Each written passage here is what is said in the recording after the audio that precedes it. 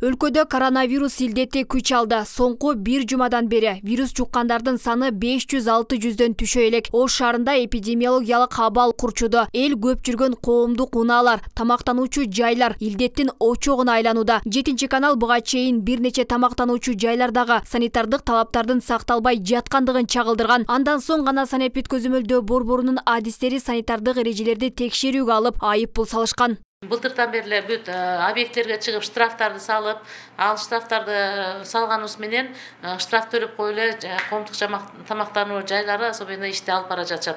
Мына акыркы эле убактарда айтып кете турган болсок, сиздер менен чогуу кылынган рейдтен кийин дагы Ак жол кафесинде номер 1-самсаканага дагы биз айып пулдарды 3000 сомдон салынган, аларга эскертүүлөр берилген. Бирок өзүңүз көргөндөй эле азыр деле эгерде биз жок болсок, башка сырттан көргөн адамдар деле айтышат, маска кийбей баягындай эле уланып көрүнүштөр болот.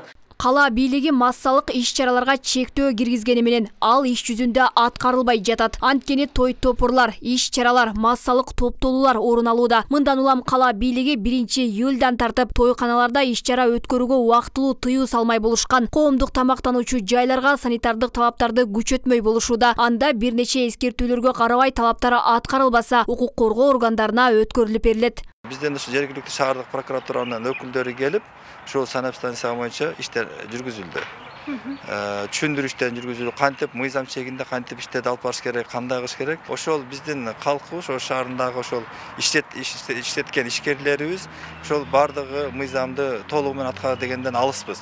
Сөйгөндөн биз барабыз, айтабыз, штрафтар салынат, эртеси күнү барсаң кайра эле ошол эле көйгөй көрүнүп атканын көрүп атабыз да. Эми азыр кийинки жолу, экинчи жолу барганда бул уже 2 жолу салынат дагы, аны ички иштер башкармалыгына өтүп берет. Дегенмен айрым коомдук тамактануучу жайларда санитардык эрежелерди сактоого түшүндүрүү иштери жүргүзүлгөн эмес. Бизге оралык унака дистанция хакында гапырмады бизге. Эч ким айткан жок, э? Жок. Сиз айтып көрүңүзчү, түшүнөбү экен? Сиз айтып көргүлө түшүнөбү? Ооба. О, жазып алып койдум аны жерге. Автобуста, троллейбуста, коомдук жайларга атайын санитардык эрежелер иштелип чыккан. Коомдук унааларда санитардык талаптарга көңүл бурган эч ким жок. Анда аралык сакталбай, бет кап тагынгандарды дээрлик учуратпайсың. Мына такалабыз түшүп, эме кылат, такалабыз. Түшүп чыкканда айтып турабыз, эскертип, баарын эле маска такыла. Өзүнүн ден соолугубуз үчүн айлана чөйрөбүзгө дагы зыяныбыз тийбейт экен. Бул өзү кичинекей эле акча экен, аянбай алгыла. Перекс менен чайкап моногразовый кылып алсаңар да боло берет.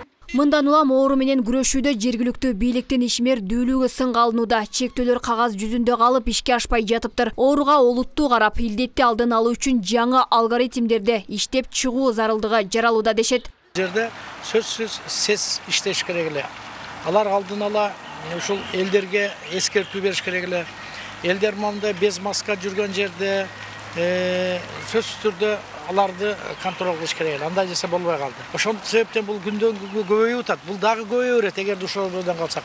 Ошон үчүн мен ойлойм, сез тарабынан бир өздөрүнө бир пайда келтире турган, элге пайда келтире турган бир программаларды иштеп чыгыш керек да.